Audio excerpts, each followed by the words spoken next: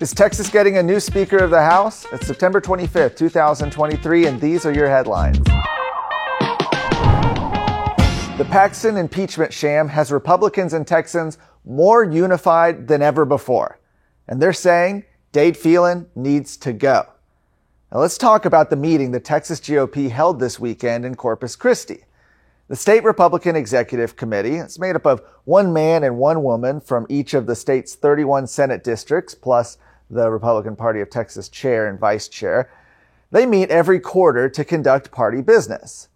This meeting just happened to take place 1 week after the acquittal of Attorney General Ken Paxton on all impeachment charges that had placed House Speaker Dade Phelan, his leadership team, and the entire way the House operates under a magnifying glass.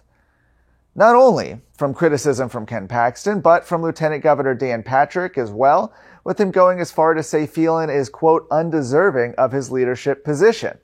Now, we've talked previously about censure resolutions. These are official condemnations of lawmakers that the party can approve that allows them to spend money against them in the next election. Because of some technical timing issues, we won't get into the details of that, but censure was taken off the table for Dade Phelan for this quarter's meeting. Instead, they passed the next best thing, a resolution calling on him to resign as Speaker of the House or be replaced by the members in an upcoming special session. The reasons are not too surprising for those who have followed this closely.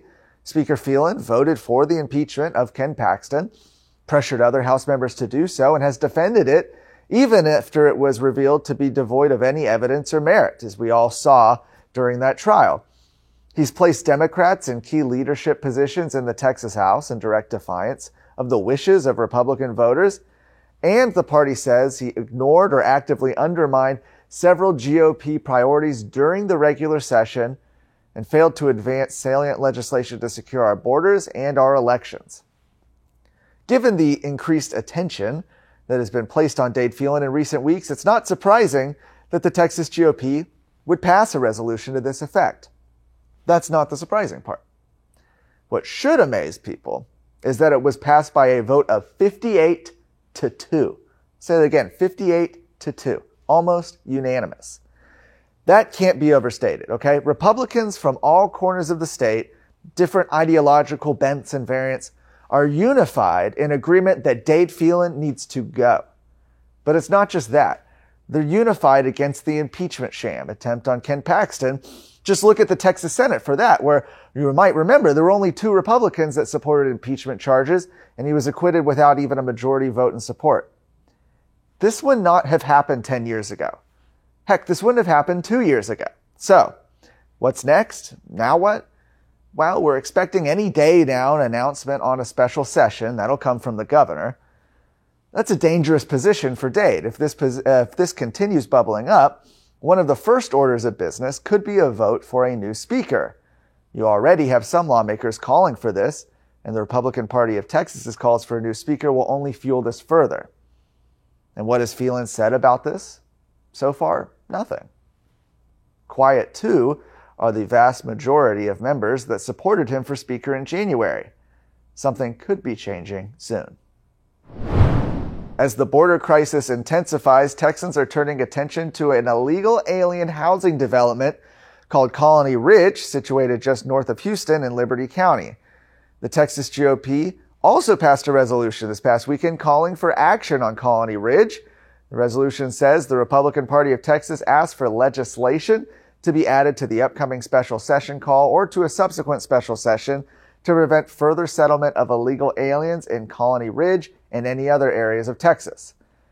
According to the resolution, the party is also asking Texas Attorney General Ken Paxton to initiate a full investigation into the development activities of Colony Ridge and its possible connections to elected officials in the region.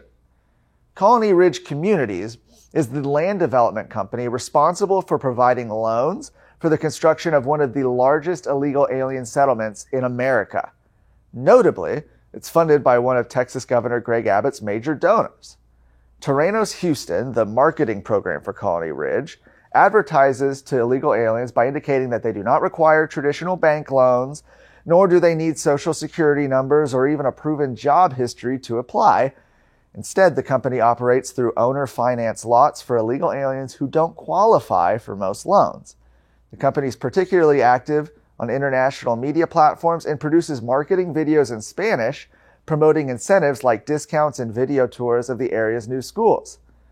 The resolution noted that enrollment in Cleveland ISD schools, that's the school district that Colony Ridge is in, increased from 6,500 students to over 12,400 students over the course of 4 years. Lastly, a federal judge has ruled that West Texas A&M University President Walter Wendler did not violate the First Amendment when canceling a drag show at the university. Earlier this year, a pro-LGBT group planned to host a fool's drag race on campus. The event was rated PG-13 and advertised as a fundraiser for the Trevor Project, a controversial nonprofit focused on LGBT youth. Once Wendler heard about the event, he emailed students, faculty, and staff that the event was canceled and said the university would not host a drag show on campus. Then it went to the courts. This ruling by U.S. District Judge Matthew Kacsmaryk states that Wendler's decision to cancel the show was not objectively unreasonable. Kacsmaryk contended that Wendler knew of the potential lewdness, which is prohibited under school policy.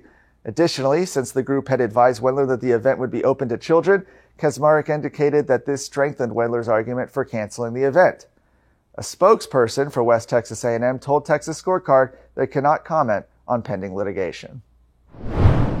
Check out the latest news of the day at TexasScorecard.com. No ads, no paywalls, no government grants, and no corporate masters. Just real news for real Texans. This is Texas Scorecard.